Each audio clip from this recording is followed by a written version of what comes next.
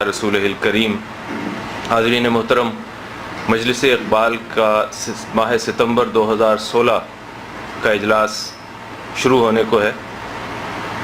मैं दरख्वास्त करूँगा इंजीनियर कारी मोहम्मद आसिफ साहब से कि वह तलावत कुरान पाक की सआदत हासिल करें। अऊज़ु बिल्लाहि मिनश शैतानिर रजीम।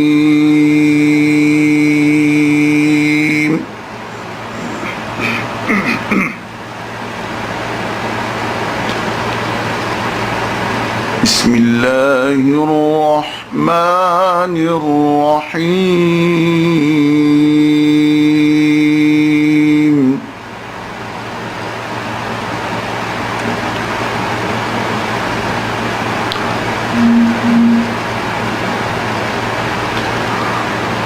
وإذ قال ربك للملائكة إني جاعل في الأرض خليفة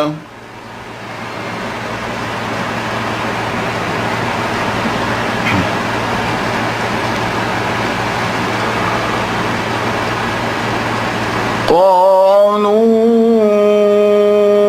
أتجعل فيها من يفسد فيها ويسفك الدماء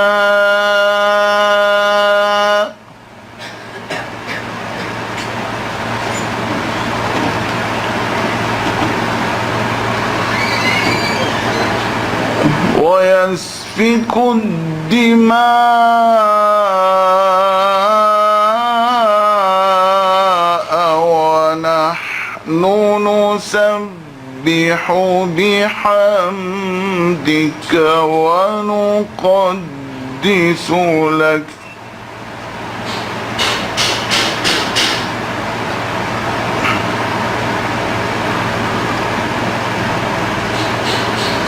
قال إني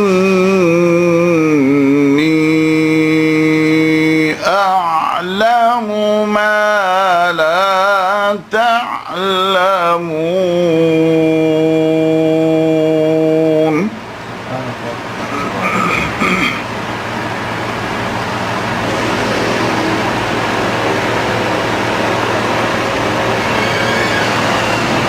وعلم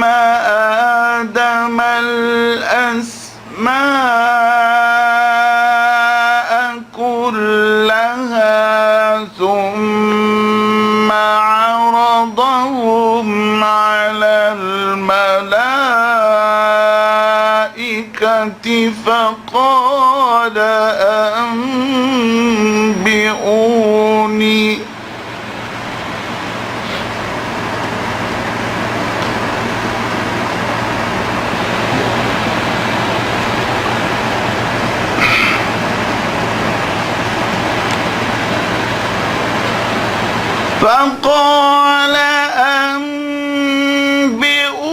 أنبئوني بأسماء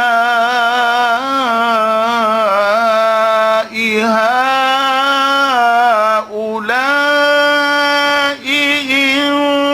كنتم صادقين.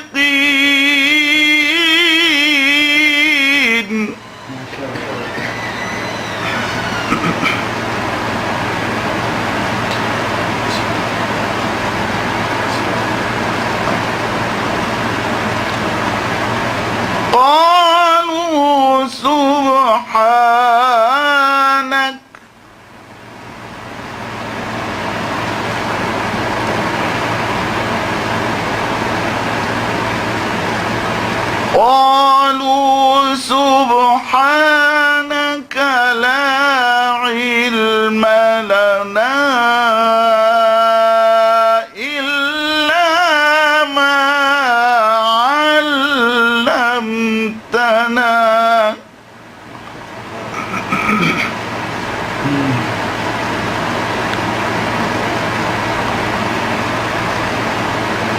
قالوا سبحانك لا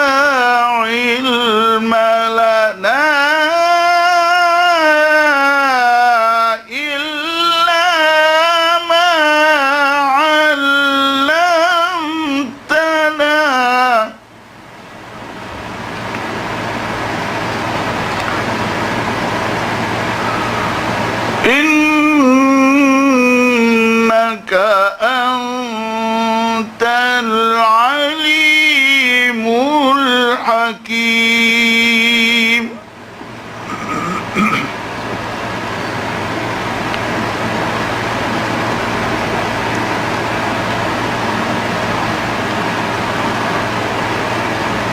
قال يا آدم أنبئهم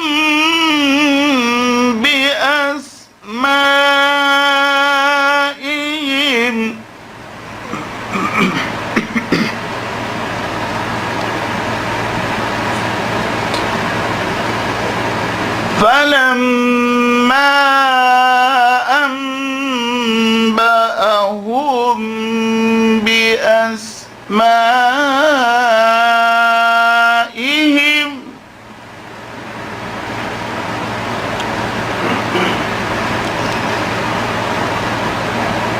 فلما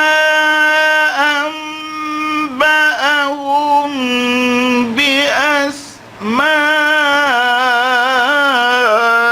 بأسمائهم قال ألم أقل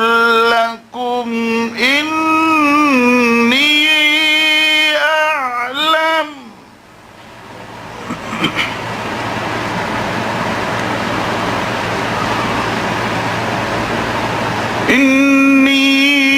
أعلم غيب السماوات والأرض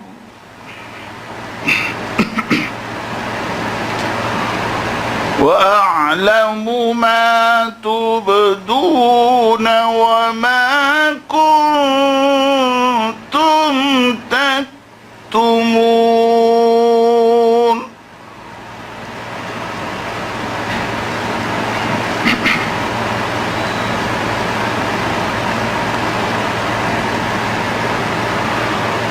وإذ قلنا للملائكة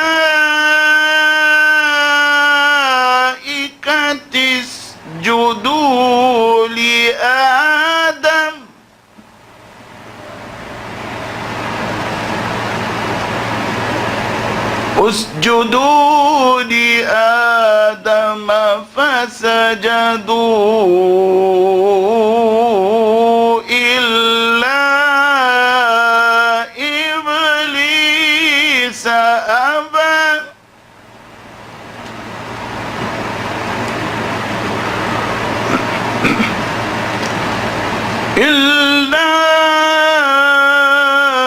إبليس أبى واستكبر وكان من الكافرين. صدق الله العظيم.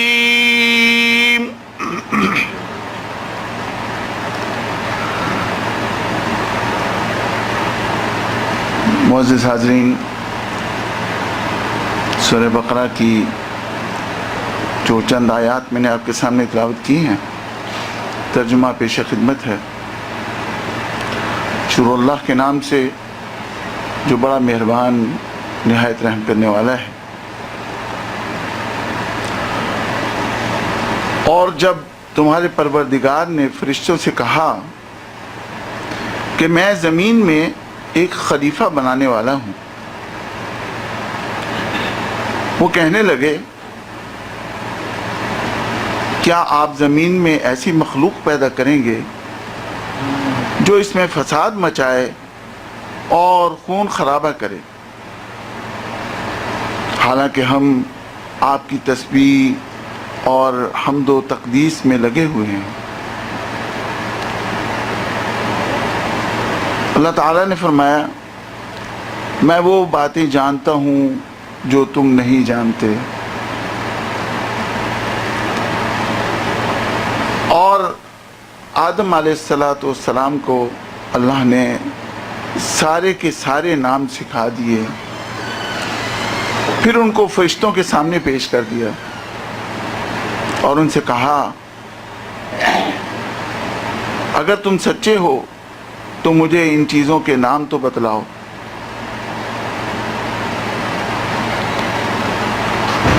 وہ بول اٹھے آپ ہی کی ذات پاک ہے، جو کچھ علم آپ نے ہمیں دیا ہے اس کے سوا ہم کچھ نہیں جانتے۔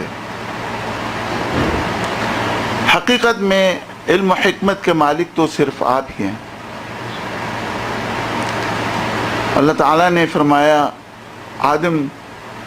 تم ان کو ان چیزوں کے نام بتا دو۔ چنانچہ جب آدم علیہ السلام نے ان کے نام ان کو بتا دیے تو اللہ نے فرشتوں سے کہا کیا میں نے تم سے نہیں کہا تھا کہ میں آسمانوں اور زمین کے بھید جانتا ہوں، اور جو کچھ تم ظاہر کرتے ہو اور جو کچھ چھپاتے ہو مجھے اس سب کا علم ہے۔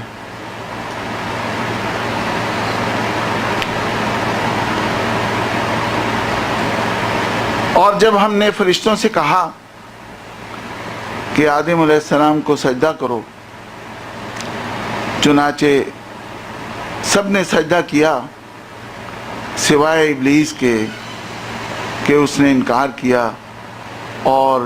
متکبرانہ رویہ اختیار کیا اور کافروں میں شامل ہو گیا۔ وآخر دعوانا ان الحمدللہ رب العالمین۔ نعت رسول مقبول صلی اللہ علیہ وسلم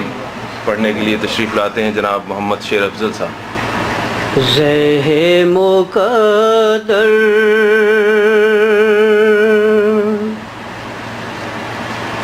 زہ مقدر حضور حق سے سلام آیا پیام آیا، زہ مقدر حضور حق سے سلام آیا پیام آیا، جھکاؤ نظریں بچھاؤ پلکیں، ادب کا اعلیٰ مقام آیا، جھکاؤ نظریں بچھاؤ پلکیں، ادب کا اعلیٰ مقام آیا۔ یہ کون سر سے کفن لپیٹے چلا ہے الفت کے راستے پر، یہ کون سر سے کفن لپیٹے چلا ہے الفت کے راستے پر، فرشتے حیرت سے تک رہے ہیں، یہ کون سی ترام آیا، فرشتے حیرت سے تک رہے ہیں، یہ کون سی ترام آیا، فضا میں لبیک کی صدائیں ز فرشتہ عرش گونجتی ہیں، فضا میں لبیک کی صدائیں ز فرشتہ عرش گونجتی ہیں، ہر ایک قربان ہو رہا ہے، زباں پہ کس کا یہ نام آیا، ہر ایک قربان ہو رہا ہے، زباں پہ کس کا یہ نام آیا، زہ مقدر حضور حق سے سلام آیا، پیام آیا۔ حاضرین محترم، ہماری خوش قسمتی ہے کہ اس وقت ہمارے درمیان سید شکیب حیدر صاحب موجود ہیں۔ آپ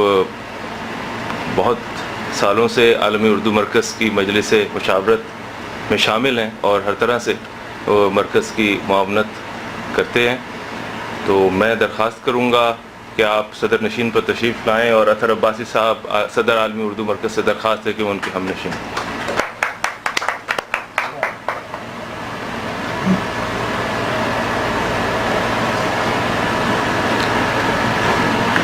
حاضرین محترم، جیسا کہ آپ کے علم میں ہے کہ مجلس اقبال کا اجلاس ہم کوشش کرتے ہیں کہ ہر ماہ ہو اور اس میں کوئی کسی قسم کا تعطل نہ آئے، تو الحمدللہ یہ سلسلہ جاری و ساری ہے آپ سب لوگوں کے تعاون کے ساتھ۔ اور اس کا جو بنیادی نقطہ ہوتا ہے اس مجلس کا، وہ یہ ہوتا ہے کہ اقبال کی شخصیت یا ان کے فکر یا فن کسی پہلو پر کچھ بات کی جائے، اور اس کے لیے ہم ایک کلیدی خطبے کا اہتمام کرتے ہیں۔ اور آج ہم نے جس شخصیت کو سے یہ درخواست کی ہے کہ وہ کلیدی خطبہ ارشاد فرمائیں، وہ جدہ کے بلکہ سعودی عرب کے بہت معروف صحافی ہیں، نقاد ہیں، شاعر ہیں، جناب محمد مجاہد سید صاحب۔ میں درخواست گزار ہوں کہ وہ تشریف لائیں۔ آج کا کلیدی خطبہ، اس سے پہلے کہ ہم اس کی طرف جائیں، ایک درمیان میں کلام اقبال جو اور اس کی تھوڑی سی تشریح ایک نظم کی کر دوں، کیونکہ اس کے بعد تو ظاہر ہے یہ تقدیم و تاخیر کے لحاظ سے مناسب نہیں ہوگا کہ میں ان کے بعد بات کروں۔ آج کا خطبہ بہت ہی اہم موضوع پر ہے، اور وہ ہے ضرب کلیم اور تہذیبوں کے تصادم کا تصور۔ اس سیمول ہٹنگٹن کی آپ کو یاد ہوگا 1990 کی دہائی میں وہ جو تھیوری آئی تھی، اس کے حوالے سے ایک بہت پرمغز خطبہ ہے، اور یہ ایسی چیزیں روز روز نصیب نہیں ہوتی، تو مجھے یقین ہے کہ آپ سب لوگ اس سے محظوظ ہوں گے اور بہت سی نئی چیزیں گھر لے کر جائیں گے یہاں سے جب جائیں گے۔ لیکن اس سے پہلے چونکہ یہ خطبہ بہت پرمغز ہے، بہت پتھی ہے اور بہت سبسٹنس ہے اس میں نے جس نظم کا انتخاب کیا ہے اس دفعہ، وہ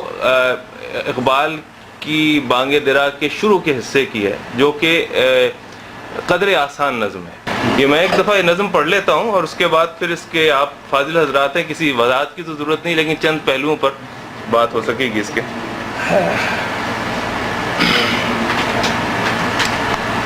اس کا عنوان ہے حقیقت حسن۔ خدا سے حسن نے ایک روز یہ سوال کیا، خدا سے حسن نے ایک روز یہ سوال کیا، جہاں میں کیوں نہ مجھے تو نے لازوال کیا۔ ملا جواب کہ تصویر خانہ ہے دنیا، ملا جواب کہ تصویر خانہ ہے دنیا، شب دراز عدم کا فسانہ ہے دنیا۔ ہوئی ہے رنگ تغیر سے جب نمود اس کی، وہی حسین ہے حقیقت زوال ہے جس کی۔ کہیں قریب تھا یہ گفتگو قمر نے سنی، کہیں قریب تھا یہ گفتگو قمر نے سنی، فلک پہ عام ہوئی اختر سحر نے سنی۔ سحر نے تارے سے سن کر سنائی شبنم کو، فلک کی بات بتا دی زمیں کے محرم کو۔ بھر آئے پھول کے آنسو پیام شبنم سے، کلی کا ننھا سا دل خون ہو گیا غم سے۔ چمن سے روتا ہوا موسم بہار گیا، شباب سیر کو آیا تھا سوگوار گیا۔ تو ظاہر ہے اس نظم کی جیسے کہ ایک بڑی شاعر کے ہاں ہوتا ہے بہت سی پڑھتے ہیں، تو چند کی طرف اشارہ کرنے کی جسارت کروں گا۔ ایک تو یہ کہ وہی جو ایک بنیادی فلسفہ ہے ہمارے یہاں کہ کل من علیہا فان ویبقی وجہ ربک ذو الجلال والاکرام، کہ فنا ہے ہر چیز کو سوائے اللہ تعالیٰ کی ذات کے، لیکن یہاں حسن کے حوالے سے خاص طور پر بات ہو رہی ہے۔ تو تو اس کا بنیادی جو تھیم ہے وہ یہ ہے کہ وہی حسین ہے حقیقت زوال ہے جس کی، یعنی جو حسین چیز ہوتی ہے اس کے ساتھ ڈیلیما یہ ہوتا ہے، ستم ظریفی یہ ہوتی ہے کہ اس کو پائندگی حاصل نہیں ہوتی، اور اس کا حسن بھی اسی میں ہے کہ وہ تھوڑی دیر کے لیے جلوہ افروز ہوتی ہے وہ چیز، اور اس کے بعد وہ ماند پڑ جاتی ہے، چاہے وہ چاند ہو جو کہ ماہ تمام ہوتا ہے اور اس کے بعد پھر غائب ہو جاتا ہے، چاہے وہ پھول ہو جس کا تبسم کچھ دیر باقی رہتا ہے، چاہے وہ شبنم ہو جس کی زندگی بہت مختصر ہے۔ تو یہ حسن کا پائندگی کے ساتھ جو ایک متضاد رشتہ ہے اس کی طرف شاعر اشارہ کرتا ہے، لیکن اس کے ساتھ ساتھ یہ ہے کہ حسن کو اس کی خبر نہیں ہونی چاہیے، کیونکہ اگر حسن کو اس کی خبر ہو جائے گی تو وہ پھول کیسے تبسم کرے گا اور چاند کیسے ماہ تمام بنے گا۔ تو اس لیے اس راز کو حسن سے پوشیدہ رکھا گیا ہے، اور یہ اس میں مطلب ایک یوں سمجھیے کہ اللہ تعالیٰ کا ایک حکمت ہے، ایک مشیت ہے اس میں۔ تو اس کا آغاز یوں ہی ہوتا ہے کہ خدا سے حسن نے ایک روز یہ سوال کیا، تو یہ سوال کر بیٹھا، حسن تو ظاہر ہے اللہ تعالیٰ کی طرف سے جواب آنا تھا، اور وہ جواب حقیقت پہ مبنی تھا کہ جہاں میں کیوں نہ مجھے تو نے لازوال کیا، ملا جواب کہ تصویر خانہ ہے دنیا، یعنی دنیا کی حیثیت جو ہے وہ ایک تصویر خانے کی ہے، اس میں حقیقت جو ہے وہ تو نہیں ہے، یہ تو ایک تھوڑی دیر کا کھیل کود ہے۔ تو شب دراز عدم کا فسانہ ہے دنیا، یہ تو کہانی شب دراز عدم کی ہے، عدم میں ہی سب کو جانا ہے واپس لوٹ کر، ہوئی ہے رنگ تغیر سے جب نمود اس کی، وہی حسین ہے حقیقت زوال ہے جس کی۔ وہ اقبال نے کہا تھا ثبات ایک تغیر کو ہے زمانے میں، there is nothing permanent but change، وہی والی بات ہے۔ تو یہ تبدیل جب ہوگا تو ظاہر ہے جب وہ ماہ تمام ہوگا تو اسے گھٹنا بھی ہے، اور جو شبنم ہے اس کو تحلیل ہو جانا ہے۔ لیکن ستم ظریفی یہ ہوئی کہ جو اگلا حصہ ہے کہ کہیں قریب تھا یہ گفتگو قمر نے سنی، یہ بات لیک آؤٹ ہو گئی اور چاند یہ خبر لے اڑا، اور اس نے وہاں سے فلک پہ عام ہوئی اختر سحر نے سنی، اس نے صبح کے ستارے کو بتا دی، اور سحر نے تارے سے سن کر، وہاں سے سحر نے سن لی، صبح نے تارے سے سن کر سنائی شبنم کو، اور فلک کی بات بتا دی زمین کے محرم کو، زمین تک یہ بات آن پہنچی، بھر آئے پھول کے آنسو پیام شبنم سے، پھول نے جب یہ بات شبنم کی زبانی سنی تو اس کے آنسو آ گئے، اور کلی کا ننھا سا دل خون ہو گیا غم سے،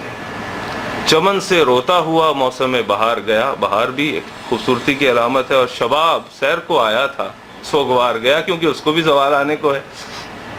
اچھا، یہ ایک پہلو تو یہ، دوسری پہلو اقبال کے ہاں جو تمثیلی